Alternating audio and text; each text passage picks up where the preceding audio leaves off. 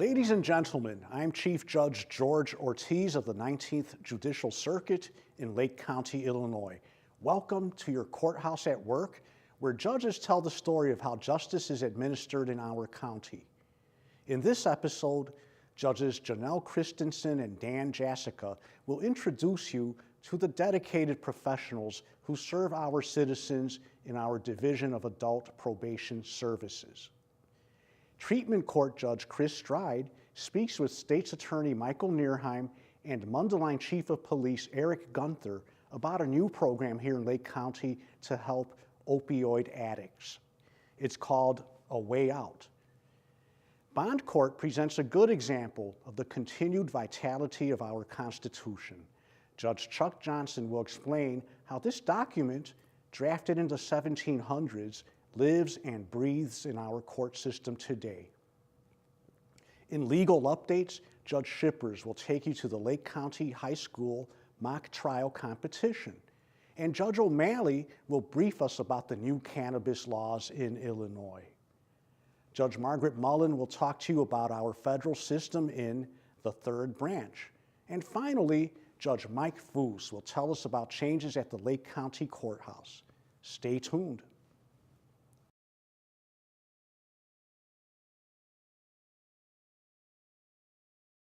I'm Lake County Judge Dan Jasica. And I'm Lake County Judge Janelle Christensen. And we're here in front of the Lake County Probation Services building.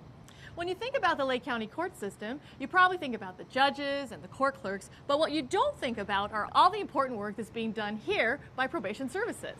So let's go inside and meet some of the key players in Lake County Probation Services. Okay. Hi, I'm Rose Gray, Director of Lake County Adult Probation Services. I began my career in 1980, and at the time, the probation department had 15 employees, and we supervised approximately 1,000 offenders on probation. The probation department currently has 68 probation officers, and we supervise over 4,500 offenders. The overall goal for Lake County Adult Probation is to provide protection to the community. We do that by reducing recidivism and also by eliciting positive behavior change for those individuals that we supervise on probation. The thing that makes me most proud about Lake County Adult Probation is our staff. Our staff are dedicated, they're willing to work over and above, and they work diligently to help the people that we supervise on probation. A pretrial means that a client is being serviced by a probation officer prior to a disposition being reached in a case. The use of evidence-based practice techniques helps us manage clients and give them the appropriate services they need, specific to the individual. The courts use the pretrial bond supervision to make a decision as to whether they should keep the bond at the same amount, raise the bond, or lower the bond, and also to make a determination as to what conditions they might impose. We're here to serve and protect. One particular success story for me was a drug court client I had, and her situation was unique. She had been using drugs for 20 plus years, and it was an ER doctor that told her, if you continue to use crack, you're gonna die.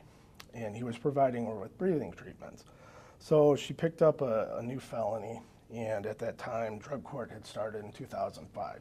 She's one of the first people in drug court, and she made it through the 30-month program and was able to change her life around. Now she's a CADC, and she's a counselor at one of the local treatment agencies. What's CDEC? Substance abuse counselor. Oh, okay. Certification for substance abuse counselor. And you still keep in touch with this? Yes, she person? checks in. She just emailed us a few months ago to tell us she had her 10-year sobriety mark. That's amazing. What would you say is the toughest part of your job? Seeing when the people fail. There's a lot of good people that are just victims of addiction, and they can't get on track, and they end up using, and some will go to jail or DOC. Every individual, no matter what your situation is, deserves respect, and their clients. We all make mistakes, and our job is to work with these clients to help them, recognize the things that they need to work on and help them make positive long-term changes. And that's really what it's all about. For every client that you work with, do you have an ultimate goal for that client? The ultimate goal is to make significant long-term positive changes. It's not just while you're on probation, you know. You don't want them just going through the motions, Exactly. doing it because the judge said them to do Exactly. it. You're really looking for them to make lifelong changes to improve their Exactly. life in the community and their life with relationships and with other folks, right? And so that they feel better about themselves. What would you say is the best thing about your job? I think one of the best things about being a probation officer is that you want to really work with these people to help them succeed. And you want to see these clients do well, and you want to be able to go back to court with them and tell the judge that, guess what? Everything's done, you know, and the judge is happy, everybody's happy. So I think that's a great, you know, feeling, and I think all probation officers experience that. Can you think of one case that, when you think back on your career and you think about a really great success story, do you have one that you can share with us? Well, I think all officers have success stories, and I think a lot of people would be surprised at how many clients have completed probation and continue to call their probation officer years later and say, I just want to let you know, I'm still doing this. I'm still working this program. I heeded your advice. I am doing well. So, and I think that goes for all probation officers. Because it really shows that the person has met your ultimate goal, which is to be fully integrated back in their community and their lives. And it means that probation did what you wanted it to do. It worked. We hope you enjoyed our presentation today. And for further information, we'd encourage you to look at the 19th Judicial Circuit website for more important information about probation services.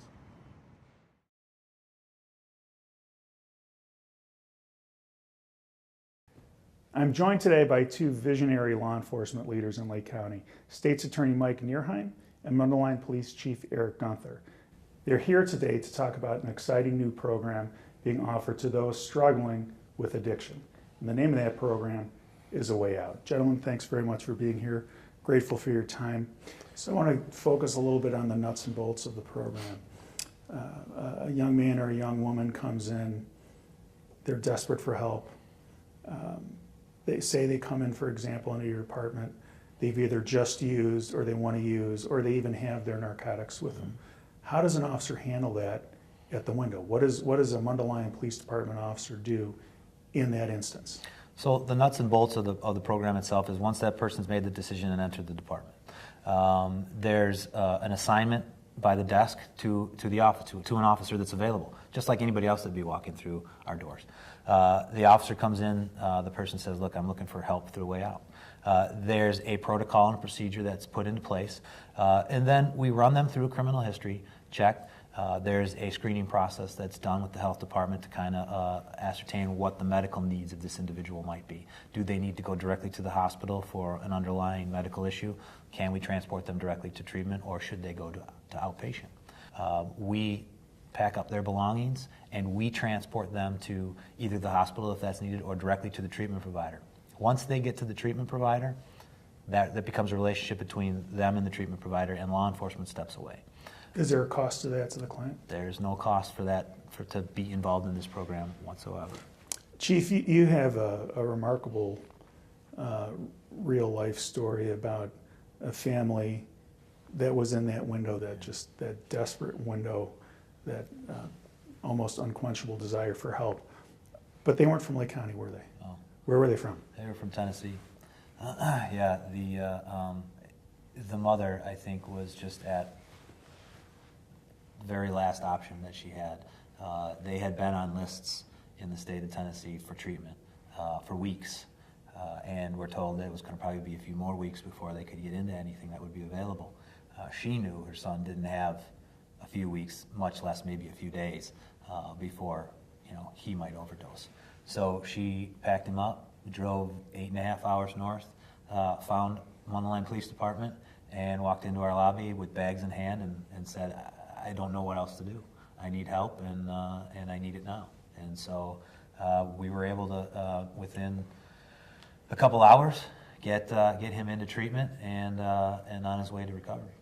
That's remarkable. Yeah. Well, look, these are people that have decided on their own that they're ready and they want help. And I think what's wonderful about this program is you have all these groups and all these people that have come together and said, we're going to be here for those folks. So when those folks want to help themselves, we're going to be here to help them.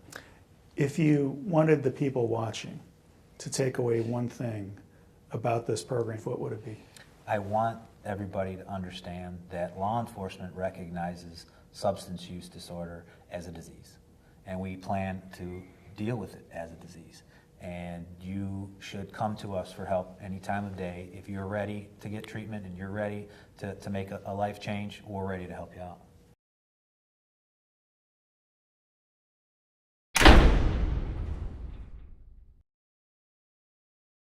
Jack Smith.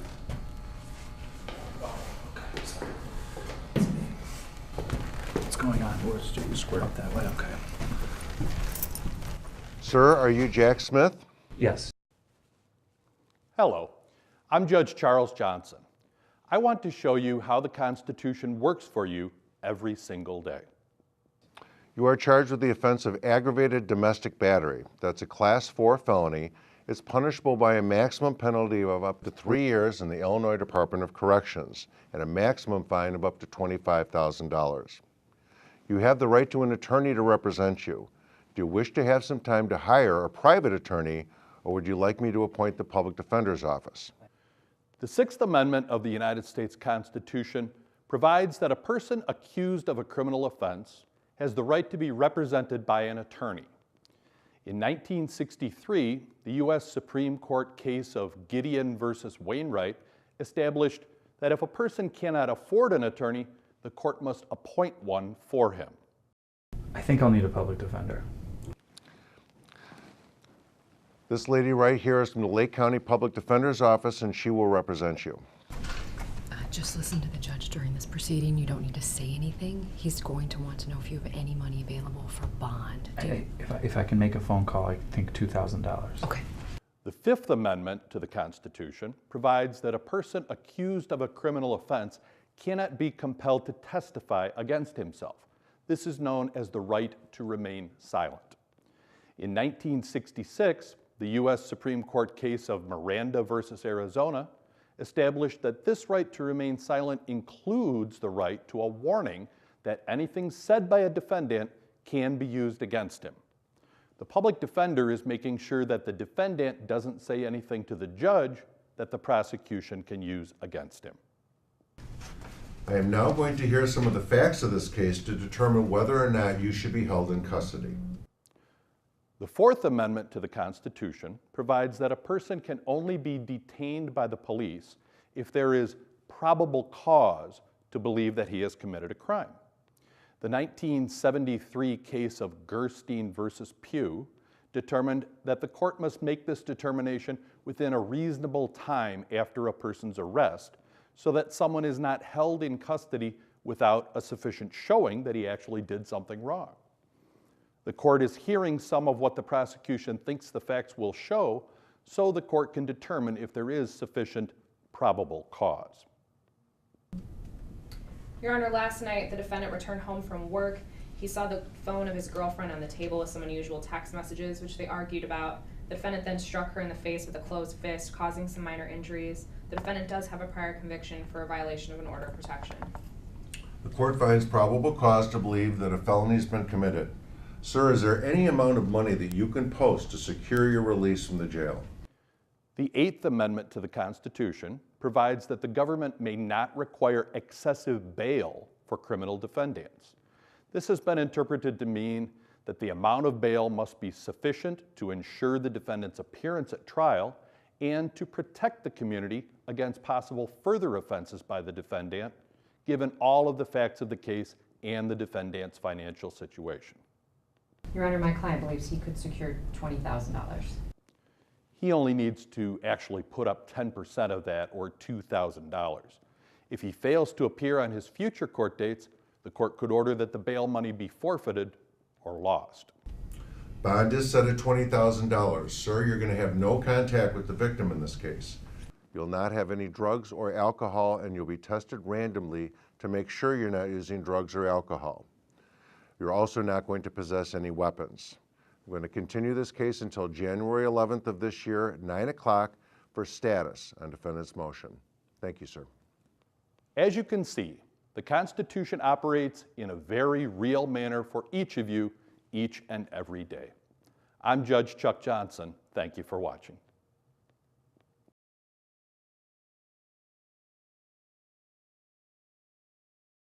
Welcome to another edition of Legal Updates. I am Judge Tom Shippers. And I'm Judge Veronica O'Malley. In today's episode, Judge Shippers will take us to the high school mock trial competition, while I will interview Judge Simonian about Illinois' new cannabis laws.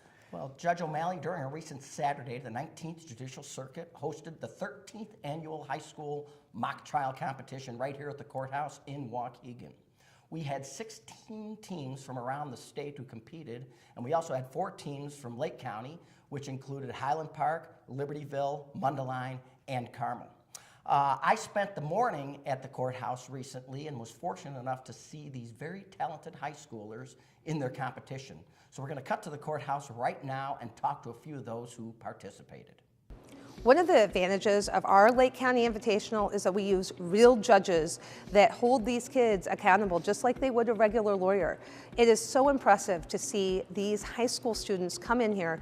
They prepare for months on these problems. They do both sides of the case. This is a criminal case. They do prosecution and defense. They play the witnesses. And then you have a real judge who hears real cases in this courthouse every day, critiquing them, evaluating them, and giving them feedback for that state competition. The same goes for the attorneys. You have trial attorneys. Some of the best trial attorneys in Lake County are here today as evaluators, and they are there to give these kids the tools and skills and feedback they need to really compete at that high level. And they really love it. The compliments and the appreciation from the kids and the parents is just overwhelming. And to be honest with you, you asked me whether or not why I do it. I like to do it. I enjoy doing it. I also know that it's good for the kids. They enjoy it. They learn quite a bit. Even the parents learn quite a bit. And more importantly, it gives sort of a human face of the judiciary to the people. Right when I was looking around for activities, a few of the members of mock trial came up to me and they told me that if I want to improve my speaking skills, confidence, if I want to learn a little bit about law, this is the perfect club for it. I think it's fantastic when you have teenagers, high school kids getting up in front of an actual judge and jury and presenting their case and opening statement and closing statements. It's also really neat to see them thinking on their feet, because sometimes they don't know what's going to get thrown at them. The composure, the ability to argue the case. You will always feel passionate about something that you need to present in a methodical and educated manner. Well, no matter where you go, whether it's in a boardroom or in a courtroom, you're going to have to take a position at some point on one side with other people arguing the opposite side. And one of the things that we try to teach our kids, as a lawyer, it's best to understand both sides before you argue your side. If you don't understand your opponent, and where they're coming from, you're not going to be as an articulate advocate for your side. I think it's great to allow young people to see what we do in the courthouse because it's so foreign to a lot of them. And it's nice for them to get some experience to see what the justice system really looks like on the inside. I'm someone short in stature, and it seems like I don't have a lot of confidence, so I have to build that up and kind of be someone strong in the courtroom, and that's hard to do. And I also get really nervous public speaking, so it's a hard thing to overcome. In life, I will have to do this. Some things I just can't run away from. I have to face it, and by being in this, it kind of forces me to just go up there. It's a really fun experience. You get to build confidence from this. You get to build a lot of friends from this, and you get to learn a lot from this, and you get to reflect on yourself, and it helps you prepare and manage your time a lot better. Okay, we are here with Dennis DeMarco. Dennis, it's nice to see you again. You as well, Judge. I have known Dennis for many years. I'm from Mundelein. Dennis is from Mundelein. Correct. And way back in the day when you were in high school, I would come and talk to your class, and I knew you as a mock trial participant in high school. Yes. I think confidence is the most important thing. Not only do you learn how to present yourself well to a crowd, but you just develop a certain amount of self-confidence and belief in the decisions that you make. And you are now a trial lawyer in Chicago, Illinois. Yes. And the skills that you had, that you learned in high school, did they carry over at all? Absolutely. There's times even when I coach the kids and I'm going over some basic thing and I realize, oh, I forgot to do that in this last trial or whatever the situation is. So it keeps me fresh. It actually brings the law alive to these high school students. You know, most of these students are watching TV and seeing these TV shows, and how certain things are done on TV is not actually how it's done in real life. And so when they come to the courthouse and they get involved with the high school mock trial program, they are building skills, not only just listening and reasoning and working together as a team. These are skills not only for their trial, but it gives them skills that help them through their life and hopefully their career, whether it's in law or any other profession. So as you can see, the high school mock trial competition was a great success. Now we're going to go to the courtroom where Judge O'Malley interviewed Judge James Simonian about the new cannabis laws here in Illinois. Hello, Judge Simonian. So, how have the Illinois cannabis laws changed since 2016? One big change comes from possession of small amounts of marijuana, whose formal name is cannabis. Now, possession of less than 10 grams of cannabis is a civil drug case, so a person can't go to jail. Does that mean those people still have to go to court? Not unless they want to go to court. A person can actually plead guilty, go to the circuit clerk's office, pay a $120 fine, and never enter a courtroom. Does that $120 fine hold true in any other type of drug case? Yes, for possession of drug paraphernalia found along with the cannabis, you would still be able to do the same thing. Plead guilty in the circuit clerk's office, pay $120, and never enter a courtroom. But what if a person wants to challenge his or her arrest for possessing marijuana or drug paraphernalia? He certainly still can go to court if he wishes. Then the trial would be just like a regular trial. He would plead not guilty, and if there's a finding of guilty, the fine would be between $100 and $200, not including the court costs. But would that finding of guilty or plea of guilty to these civil drug offenses be on a person's permanent record? Not for very long. There's an automatic expungement of all pleas or findings of guilty on January 1st and July 1st of each year. Well, does that mean then that our Illinois laws are becoming more like Colorado's laws? Not exactly. In Illinois, unlike Colorado, marijuana is illegal and always has been illegal and remains illegal, other than medical marijuana. But boy, have the penalties sure decreased. Have the laws in any other type of drug offense changed? Actually, no. All the laws on cocaine, heroin, illegal pills, and all possession with intent to deliver or delivery of cannabis laws remain the same. It's the possession of small amounts of cannabis and drug paraphernalia found with that cannabis that's decreased. Well, thank you, Judge Simoni, Thank you. for this overview of our current cannabis laws. That concludes this episode. I am Judge Tom Shippers. And I'm Judge Veronica O'Malley, reporting on Legal Updates.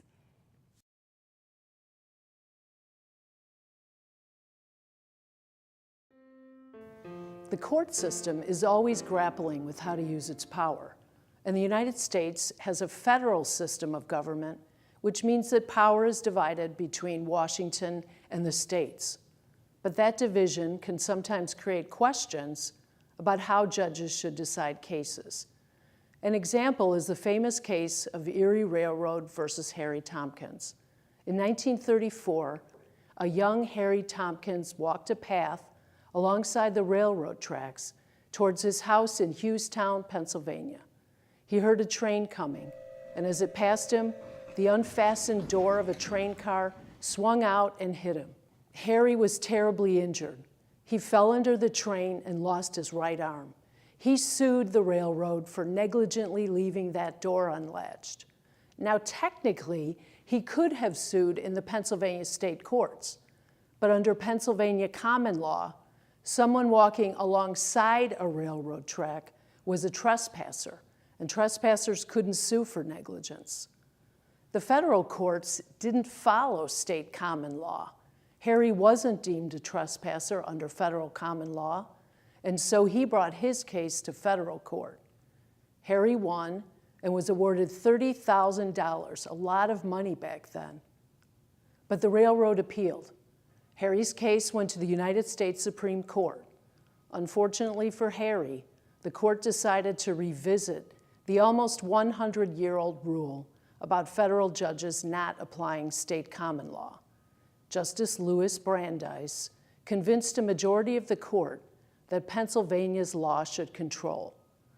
And one of his reasons was that the Constitution didn't give the United States Congress any power to create state law.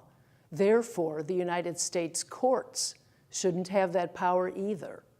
What happened to Harry? With the stroke of a pen, his $30,000 verdict was reversed. Harry died at age 54, still living in Hughestown.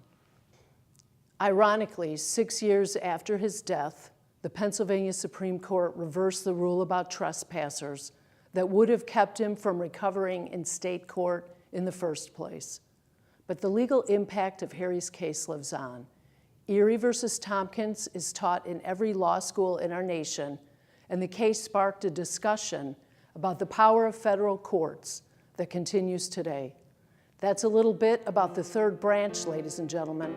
I'm Judge Margaret Mullen.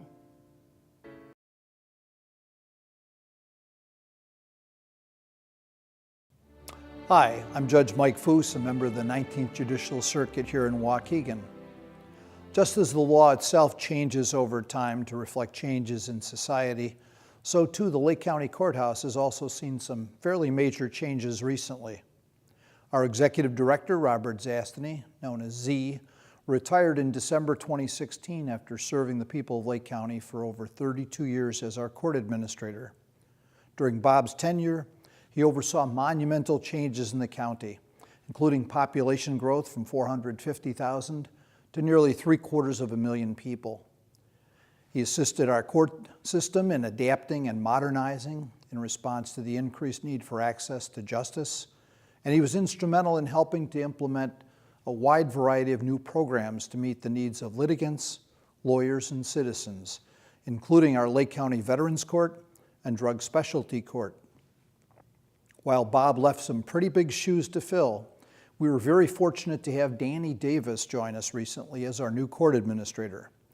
Danny is not only an attorney, he's a specialist in technology. He has a master's degree in engineering with an emphasis in computer science, and he comes to us with a wealth of experience from a number of years serving as a court administrator in both Florida and Colorado. Diane Flory, our Assistant Director of Judicial Operations, the grand dam of the courthouse, has also retired after serving an amazing 49 years in court administration. During that time, our court system expanded from a handful of judges working in an antiquated old courthouse to 39 full-time judges working in the Lake County Courthouse and our affiliated branch courts. Throughout her long and distinguished career, Diane has always been a soft-spoken but hard-working model of grace, courtesy, and professionalism. Her services and her personality will be sorely missed by generations of judges, staff, and attorneys. Sarah Lessman, judge in the 19th Judicial Circuit, also retired in September 2016 after serving 16 years on the bench in the traffic, misdemeanor, and family divisions. And her hard work in our justice system included over 11 years in juvenile court, presiding over some of the most challenging but most important delinquency, neglect, and abuse cases, serving with both patience and compassion. The vacancy created by Judge Lessman's retirement has been filled by the appointment of Judge Stacy Sinesco of Libertyville. Judge Sinesco served as a law review editor and graduated from the Southern Illinois University Law School, magna cum laude, in 1989.